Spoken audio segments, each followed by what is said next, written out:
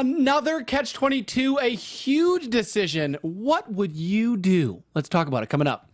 You're tuned in to AfterBuzz TV, the ESPN of TV talk. Now, let the buzz begin. Ooh, wow, what an episode. Yeah. I mean, I was just watching this, and I know you said that y'all were texting during the episode like, what? I was shouting expletives when I was watching this episode. How about you, Linda? It was really, really dark to me. It took me to a whole other place. Just wild. If you guys are here, we're breaking down Catch-22, the new miniseries on Hulu. We're talking episode 5 right now, which this series, I feel like, has just stepped it up. Every episode getting better. We're breaking tons of things down. Talking about that Catch-22. What do you do if you're yo-yo? Do you accept that and not fly again? Do you tattle and have to continue flying? Obviously, we got Scheisskopf coming back. We got the M&M Enterprises really taking things to the next level. Thank you guys for joining it. I am your host, Michael Clouse. And again, I'm always happy to be joined by Linda and Janine. Thank you guys. Hi, guys. Michael. Hey. Woo! Okay, overall thoughts. We talked, it's dark, we're yelling expletives, but overall thoughts, what did you think about this? This was a really, really rough episode to watch. I know that, episode 4 was a little bit lighter. We got a little bit of a reprieve from the heaviness. This one, I felt the same way I felt at the end of episode 3 when we were all like, what just happened with McWatt? I felt that way the entire episode this time. Well, I think that we talked about it a little bit in our text. Last episode, we talked a lot about women and the darkness and all of the things that were signs of the time. And for sure, we got a lot of that this episode. So it was really heavy to watch and a lot to deal with all at the same time. And, death looming throughout the episode as well. So it's that constant reminder of like, we are in wartime. We are in a very serious period. And we talked about this at the very start of one of the early episodes, 1 or 2, that, the coloring and everything reflects it. They did another great job of this. It's very dark scenes. A lot of stuff takes place at night. Going to be breaking that down. The first thing, obviously, this episode ended, as a lot of them have, with a cliffhanger. You see the plane going down. You see, did his friend make it out, not make it out? He's hanging from a parachute. Did you see this coming, that he was eventually going to get shot down on, this is 51 or 52 number of missions that he's on? I wasn't expecting him to get shot down. I didn't think that it would go without incident, because they built it up like he's gone through so many without getting hurt. I thought it was definitely an interesting choice to have him shot where he was shot. Right? Yeah, that did they do a good job of explaining that's where it was without being inappropriate? So I don't remember that from the book, so I can't speak to that. But whether that was just for the TV series or not, that was an interesting and bold choice. You don't remember? I think it was on page, let's see here. It was 395. It said, Yo-Yo got shot in the balls. Yeah, there it is. Third line down. Okay, so confirmed.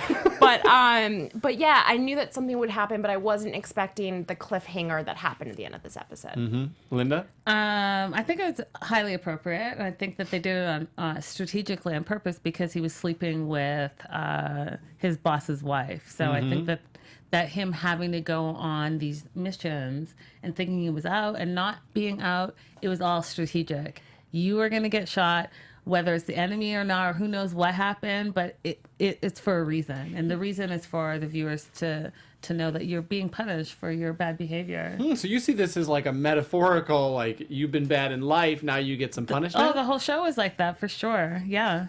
I sort of felt that too, but I also had completely forgotten about that sub-story in episode 1, because so much happened between now and then, and so much happened in the rest of episode 5, that when George Clooney shows up, I didn't even remember that Yo-Yo had slept with his wife. I was just wondering how he was going to get out of those missions.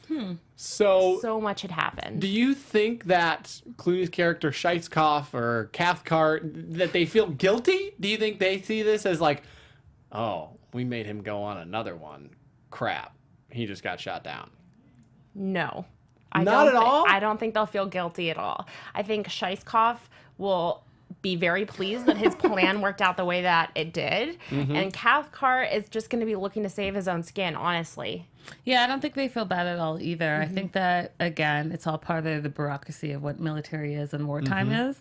And I have a little bit of news and gossip about that. So I think they're doing their jobs, like I've said last episode that we were on, and they don't care. And I also think that they're if there are any personal feelings, it's personal to Yo-Yo specifically because of the things that they see him as a troublemaker. I would hope that Cathcart breaks a little. I think they did a good job here of showing that emotion of Cathcart, of being like, we can't break it. And almost that like human side, instead of being just like all the way pushy and like, no, this is how it is, this is how it is, this is how it is. But do you think that's because he grew a heart magically, or do you think that's because he was so concerned that Yo-Yo would come out and share what went down in Rome? Well, I think there's still that possibility that again, you have to please Yo-Yo. Yo-Yo, you have to be able to give him something because he's giving you something right back. And we're going to talk about what happened in Rome. But first, I want to shout out AfterBuzz TV, which we're here. We're on AfterBuzz. If you're watching this, we're appreciative of you watching.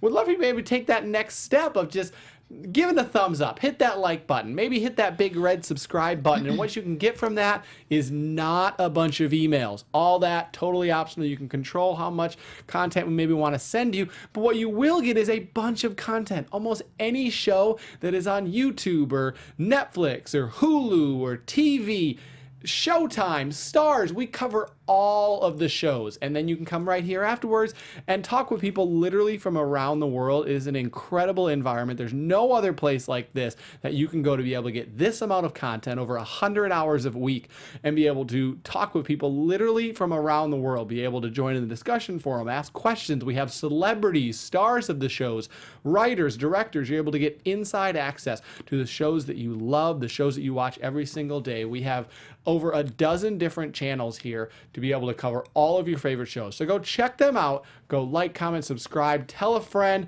We give all of this to you guys for free. Just show us some love back. That's all we're wondering. Yo-Yo definitely just overall did not get a lot of love, and there just wasn't a lot of love overall in this episode. No, there really was not. And I don't think that his comrades, his, military buddies were very empathetic or understanding either. It just felt like he was very much alone in this. Yeah, but so my take on this episode was each episode he's lost someone, whether it's someone that was close to him or someone that he was just getting to know. And I think that he needed to take this journey, especially because Nately died last episode. So having to go to Rome, whether he was allowed to or not, he was going to make that journey, and he was going to make sure that he honored Nately and his quote-unquote fiance. Yeah, this all... Here you go. Go ahead. Oh, I was going to say, it just all sets up the new Catch-22. Of like, what do you do? The decision. Well, and that's, I think, the growth of the character is that you see him being cowardly in wanting to get out of war, but then you also see him being strong in realizing that at the end of the day, he's not going to ever get out of the war unless he dies. And he sees that with all the people that he's lost. And he said that. Or comes back and he's like, yo, our plane went down again. We got everyone out, but, I got everyone on an inflatable and we're good. And then he was like, well, Samson's gone, Nately's gone, Dunbar's gone, McWatt is gone, and that set him up for this Rome trip to honor Nately. So I think that this journey of him being alone, he realizes that, yeah, you're family in war, but at the end of the day, it's just really about you and you alone, and you may not come out alive. And yeah, so it was very dark. It's coming full circle that you have to protect number one. Yep. Yeah. Beautifully said, Linda. Thanks. That was very well said. Did you guys think that he was going to get in trouble in Rome? Absolutely. Really? Yeah. I didn't know how that was going to shake out. I feel like I say that about everything. I had a feeling that they would get wounded, or I had a with the feeling questionable decisions that he's been making. He yes, he's a complicated man. No, there was no way that he was going to get away with disobeying. I sort of was expecting it, I think, when he returned. That he was going to walk into a trap, a lot of angry people, 10 more missions, punishment. But I was pretty shocked when he got arrested and how all that played out. He definitely went to find closure too, and he got like the complete opposite. Yeah, he got closure. a world of hurt in response. Everything happening with Arfie. I mean, the whole scene there where they had the beating of the dog, the murder of the girl by Arfie after the rape, the corruption of the military police, Clara's sister. We don't even know where he went, and I was just like, another, and another, like, as DJ Khaled said, and another one, and another one. Yes, the hits just kept coming, and all of it was collectively and more exponentially upsetting. Each one built on the next. I think for me, the part that was the saddest is when he runs into Inez, Clara's sister, and for me, he's seeing the effects on the opposite end of war. So there's no one there because you've bombed the city and everyone's dead, and that's why you can't find her. That's why you don't know where she is. And this poor girl is trying to translate in Italian, like, do you know where my sister is? And he's also looking for Clara, and they both are looking, and she's thinking that she's going to have to do a sex act. And she's like, I don't even know how to do that. I can use my hands. And I felt for her because you also knew that was going to be her future because she has no one now. Her sister was her protector, her provider. And now her sister is dead, presumably because, they've bombed the city.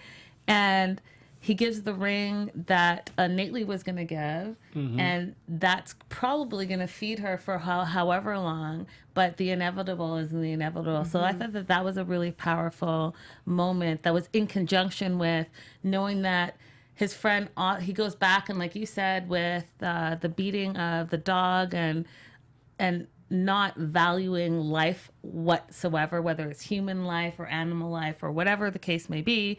And then you see the dead girl on the ground, and he puts two and two together. And I just want to say one more thing before I get off my soapbox, you guys. So when he comes back and the American soldiers come, and we see that he gets arrested. So you value the American soldier and the work that he's going to do and the missions that he has to complete over quote unquote Italian civilian life who has been raped and murdered and is lying on the ground. And I thought that was really sad. And aside of the times, we talked a little bit about it last week, but again, I think it's worth mentioning the sign that, we are in such a different culture and where women stood and how they were just thrown to the side. And it brings a tear to my eyes right now because that was not dealt with. And that's how it was. And if I just bring it to present day and what's going on all across the U.S. right now, especially with like the abortion laws and things that are happening, like, these women's issues have been issues from the beginning of time. And it's sad to me. Well, you're trying to cover, he says, Cathcart says he can't hurt the reputation of the 157th. And it's a pride thing. And it's a pride thing that's been there the last, that pride, as they say, pride cometh before a fall. And pride is the thing that has been there the last 2,000 years. That there's pride right now when you're on Instagram and you're like, oh, I can't show something real. I have to show this perfect life, and I'm out with my friends, and I'm doing it's that pride thing. And maybe that is an American thing. Maybe that's worldwide. But it's really telling that he was so concerned about his group's image with the other Americans and within the military, but not at all with how this reflects not only on his soldiers, his troop, but as Americans in general, that a woman can be treated like that they are above any sort of penalty or persecution. Yes. I thought the most heart-wrenching part was that she was laying there and that no one was covering her. I thought Yo-Yo's covering her with his jacket was a little bit of salvaging that, because he was the only one in the whole group that did the right thing and did the respectful thing in covering her up.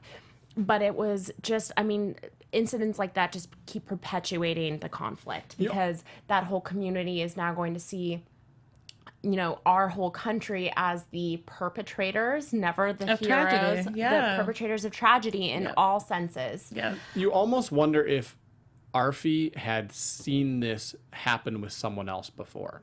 Because he almost seemed too calm. did. Like, I know what's going to happen. I know I'm not going to get in trouble. And that is maybe the sadder part of it. Like, this definitely wasn't the first time. Yeah, it wasn't something that he's seen before. It's something that he's done before. Yeah. He's been at other brothels and have done it. Has gotten away with it and knows that his they need him more than anything else.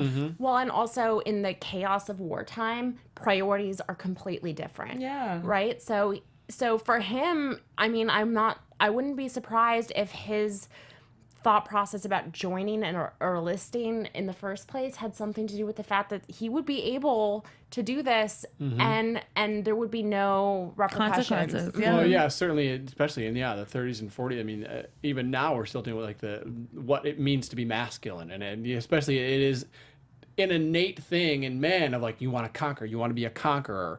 And that was so much prevalent back then. And again, you're in wartime. You're feeling that even more. You have to win. It's all about winning. There's no losing. And so, definitely. And the sad thing is that carries on. Then these issues and emotions boil over, and then it will hurt you here, but then it will hurt you when you realize that it's bad, and then later down the line. Would you guys? Would you have taken the deal?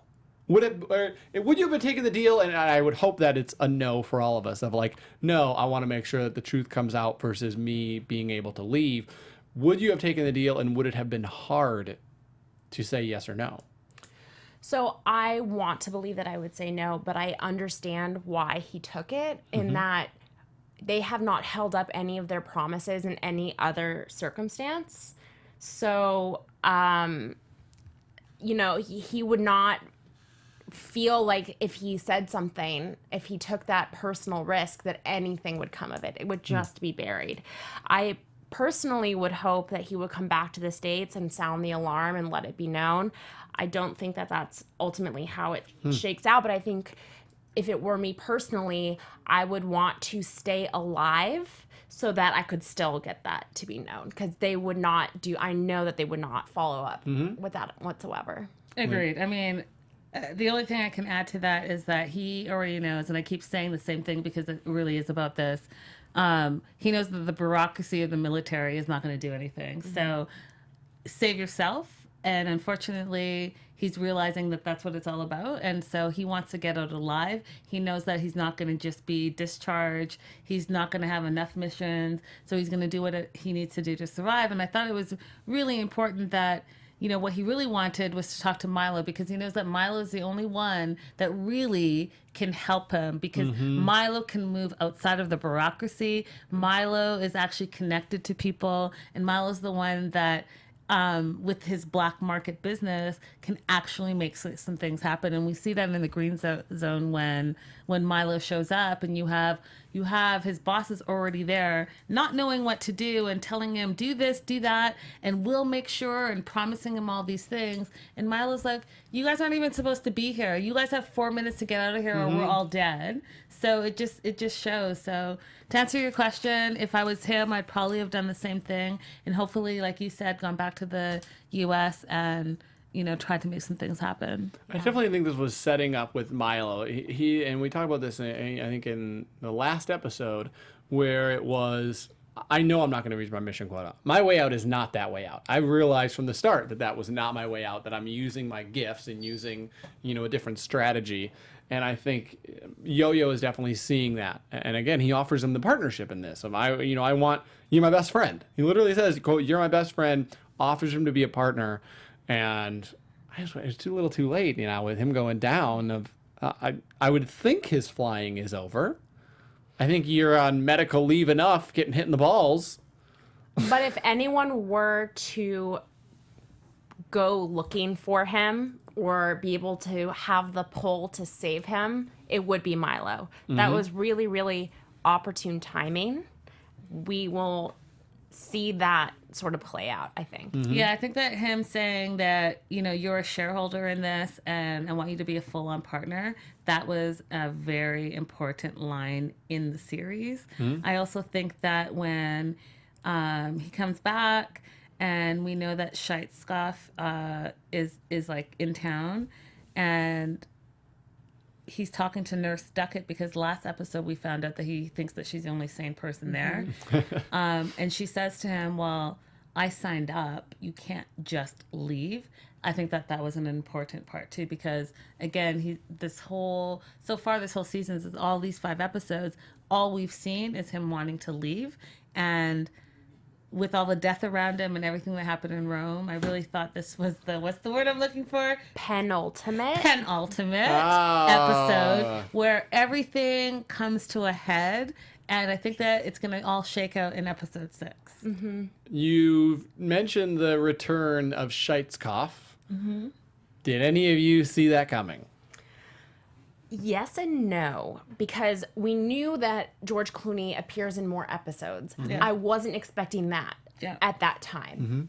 That came out of left field, but he was so good. He really commanded the scenes. Yeah, because he's a superstar. He's a superstar, but even as a superstar general, like he had complete control over that situation.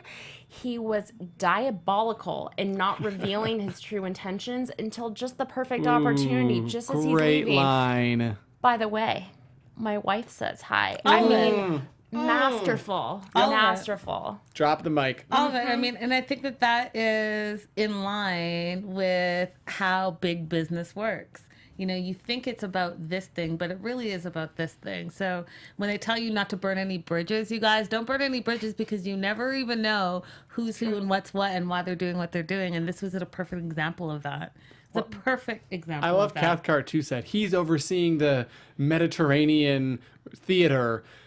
He's not going to be overseeing the base. I'm still doing that. And He was not having that. No. He was like, I'm going to set the record straight. I'm running the whole show. It was so interesting to see the humility that Cathcart had to use, whereas before he's always been like, this is what I'm doing. We're raising the mission. I'm in charge, to almost taking a backseat and really his tail going between his legs. Yeah, tail between the legs is the perfect way to describe it. He almost was like childlike in his responses. He was very nervous. He was the top dog before, and then he got demoted to almost like a scared kid. Yeah, but you guys, that's how the military works. It's all about structure. It's all about ranking. That's why you want to be the big dog, and you can't question anything. That's why they hoard all these people in, and they put them all in line, and they say, okay, you're this, you're this, you're this, and that's all you know. So when your big boss comes, you're not questioning what he says, and that's why when George Clooney came in and he was like the big captain, he seemed like the big dog, and anything that he said went. But then, I mean, as you guys move on, you'll see that everyone always has another boss. And when you have another boss, everyone falls into line, especially in the military. So it was entertaining to watch him it sort of crumble. He crumbled. Everyone Like a has- wet piece of paper. Yeah. It's not crumble. That's I was going like to say, I don't know if that works for crumbling. He wilted. Crumbled is like a dry piece of cornbread. Perfect. Cathcart the cornbread. Ooh, Yeah. look at that. No I'm cornbread. excited to talk about what we see coming up in the next episode, but that is for our predictions Can I say one more thing? segment. Absolutely, go for it. I think it's also important in this episode that Yo-Yo and Orr are paired up now, because Orr has been very lucky in his missions, and we can't really say the same about Yo-Yo. So moving into episode 6, I think that's really important as well, because everyone that Yo-Yo knows and has flown with has died. Yeah, Orr's been a loose cannon too, but it's been successful. He's taken the risks that have been successful for him, and maybe that's exactly what Yo-Yo will need while he's trying to traverse, enemy territory on the ground, being shot. And I thought about it because he's only 18, and I thought think about when you're 18. That's the perfect you're young, you're male, and you have no fear. That's the perfect age to go out and do everything and anything and have that attitude, like the nonchalant, like I can do it all, because you believe you can do it all. Hey, we can do it all. Just because we're not 18 in males in your case, but we can still do it all. Travel the world, do what you want. We absolutely can, but I'm going to choose not to be a bombardier. But you can choose to say it right, which I you can did. choose Thank to goodness. say it right. Look at that. Do you just get like a little win, like ding, ding, ding in your head? Say it again. Bombardier. Awesome. Say it 3 times fast. Bombardier, bombardier, bombardier. Wow, you have been You nailed it. I have. practicing. It's embarrassing, but I have. You've been practicing. And you know what else you've been doing? You've been providing us some amazing special segments. This is honestly the highlight of each one of these shows, is to be able to hear from these incredible heroes, again, the greatest generation, also to be able to see their incredible faces up there. And I know we got another one tonight. Yeah, we have an amazing one tonight. So this is the Offscreen Heroes segment, and I'm really excited to tell you guys a little bit about Joseph Scheisskopf. Yeah, Scheisskopf. Joseph. Joseph the We're just Bombardier. going to call him Joe. Joseph, yeah, there you go. Joe, who, if you're watching the YouTube stream, he's on screen. Look at that charming dumpling face. So this man is a hero and hardcore. So he was the son of Czech immigrants who enrolled in the Army Air Corps. And then after the outbreak of World War II, he was actually stationed in North Africa and Italy and became a bombardier and a nose gunner on airplanes, very much like what Yo-Yo and his comrades are on. So his family members have said that his war record included nearly 50 combat missions. And when he was flying over Munich one day, he was actually shot down. And when he landed on the ground, he had a broken femur, but he was rescued by the Germans just long enough to get put into a prisoner of war camp in Poland. Oh, wow. Yeah.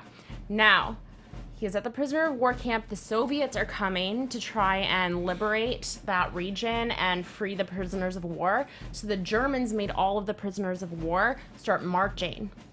And he actually was able to sneak away and escape and hid in forests and marched himself to Allied lines for 23 days. He walked a total of 150 miles, escaping the Germans. What? Yeah, for 23 days. And then after the war, he ended up going back to school and became a math teacher and had a very normal life. Ended up marrying his sweetheart when he came home. They were married for 66 years until both of them passed away. He passed away in 2015. But can you imagine being by yourself in war-torn Poland and walking yourself 150 miles over the course of 3 weeks? For sure. So today I had a hangnail, and it was really bugging me, and I got it. So I kind of feel like I know the pain and the satisfaction that he went through. You have to stop talking right now, immediately, if not sooner, Michael. Stop talking about your hangnail. Oh my god! But See, let the moment 150 pass. miles after being shot down in a concentration camp, like. Incredible human being, and then devoted the rest of his life to teaching math to kids. Yeah. What an amazing human, and I thought it was so appropriate also for this episode, because Yo-Yo and we're experiencing something quite similar, so we'll see how that shakes out in the next episode. Incredible part of that is, yes, he lived the normal life, but he chose to live a normal life and not to be like, well, look what I did, look at all this.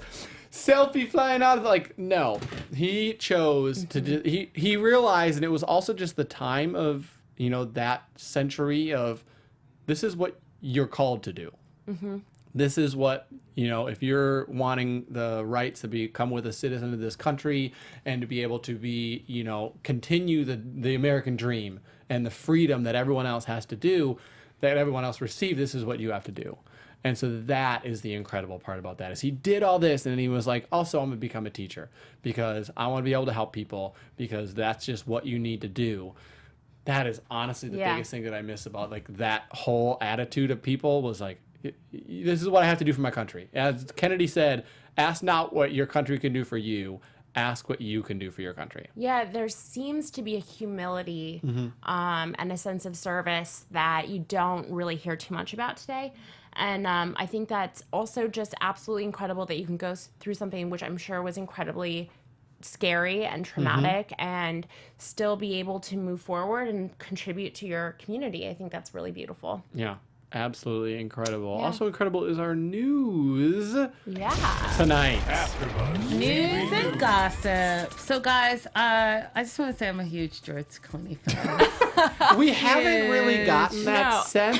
I appreciate you telling us. I mean, for real, for real. And after this, it's just for real. So I have a little bit of some behind the scenes. So as we know that he has not only executive produced, but he has directed a couple of the episodes of the 6 episodes. He's directed 2 of them. So here we see look at that. Austin Stowell and Christopher Abbott taking direction from George Clooney. And I love how George is, like you said last time too, with our behind the scenes, super casual. Even though it's a period piece, you see that he's doing his own thing. If you guys are listening, by the way, on iTunes, make sure you come check out the video on YouTube, because you can see this image. You can obviously see Joe that we just talked about. Incredible photos from behind the scenes. Yes. So as we know, he was going to play a different part originally, but he ends up playing General Scheisskopf, who makes very brief but very memorable appearances, guys, don't you think? Like, he really steals the show every time he steps in front of the camera. So what inspired Scheisskopf mostly was the English translation, which is, and I can't say it, but beep beep head in German. That's what it means in German, where I just find that is hysterical and right up the alley for this entire show. I like the self beeping. Yeah, I wanted to say it so badly, but I was like, can't, TV. So fill in the blanks. But that's what his name means in German when you translate it to English. Interesting. Yeah. So that's really all you need to know about that character. Yeah. Guys, we are 5 episodes in. Friday, today, tomorrow, whenever you watch it. Catch 22, May 17th. I'm super, super excited about this series, and I know that you guys will be too. I almost don't want to watch the next episode because then it will be over. I know. Yeah. I'm It's not one ready of for it those. to be Like, over. that's the blessing and the curse of having it like it is here on Hulu, of being streaming, and like you can just watch, and then you're like, But it gives now you a what? time to reflect, but you're then like, yeah, now what? Well, now what is the question that we're asking? Because we're in the predictions segment of the show. Unless you have another news story. I have a which couple I of dang 2 it. other news things, and I'll be really quickly. So, you're good. real quick, they call Yo-Yo a coward, and I think that that's the struggle in this series. Is he a coward, and is he trying to get out of wartime, or is he the only sane person in this wartime? And I think that that's the question here. So, we already know that the war is basically over. The Germans are on the run. So there's really nothing left to quote unquote fight. So what are we really fighting? I want you guys to think about that as we move into episode 6. And last but not least, if we remember our very first episode, guys, and if you haven't seen it, go back to the very first episode, watch it, and watch our after show. Yo-Yo talks about God's plan. And in the book, this is really, really important. Like, everything happens because God has a reason and God's plan. And if you go to 189, in the book of Catch 22, this is going to become really, really important for the overall part of the series. And I'll just read it really quickly in the beginning. It's the first paragraph. It says, "I'll see you and want in my short lifetime and won't be able to go to bed with even once. Be thankful you're healthy. Be bitter you're not going to stay that way. Be glad you're even alive. Be furious you're not going to die. Things could be much worse," she cried. "They could be one hell of a lot better," he answered. And if you remember that from the first episode, it was paraphrased, but that's going to put the whole series in perspective. And that's my news and gossip. I can really resonate with all of that. Yeah, that's really powerful. I'm going to be thinking about that for a while. Yeah, it'll be good as we head into episode 6. I'm really curious to see what you guys think. What's going to happen? Well, obviously he was shot down. We see him just floating there. It almost looks like he's about to pass out, maybe from lack of blood. What do we think is going to happen, Janine? Well, they are obviously going to have your to... AfterBuzz TV predictions. predictions. So they're obviously going to have to find a way to not only keep what's left of Yo-Yo kind of pieced together until he can get some serious medical help. I'm choosing my words carefully here. But I think that they are going to work their way back to camp. And I honestly see this series wrapping with him still in this cycle, that the missions will never end. And that's just the way it's supposed to be. I don't think it's supposed to be tied up neatly with a bow.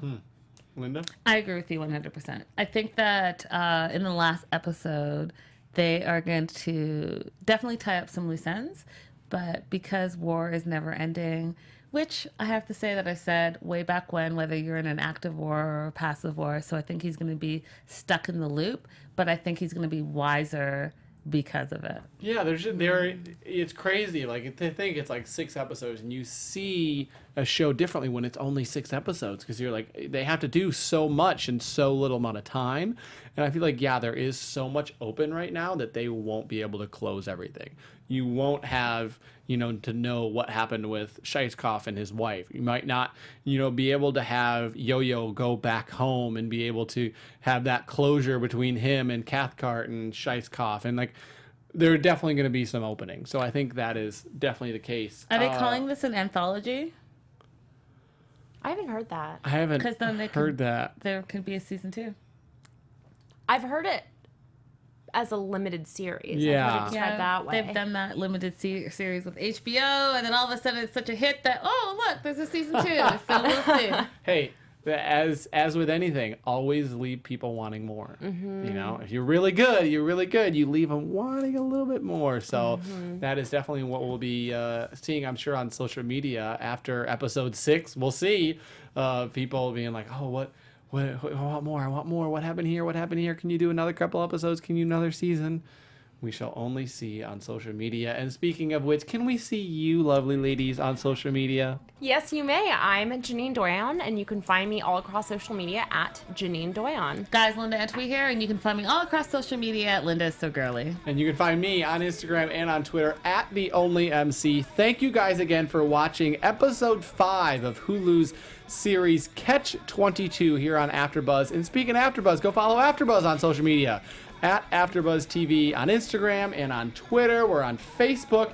Anywhere where there is content, AfterBuzz is there, producing after shows, producing recaps, talking with celebrities on red carpets. Go. Check out AfterBuzz TV. We'll see you next time. Bye, guys. Our founder, Keven Undergaro, and me, Maria Menounos, would like to thank you for tuning in to AfterBuzz TV. Remember, we're not just the first, we're the biggest in the world, and we're the only destination for all your favorite TV shows. Whatever you crave, we've got it. So go to AfterBuzzTV.com and check out our lineup. Buzz you later. The views expressed herein are those of the hosts only and do not necessarily reflect the views of AfterBuzz TV or its owners or principals.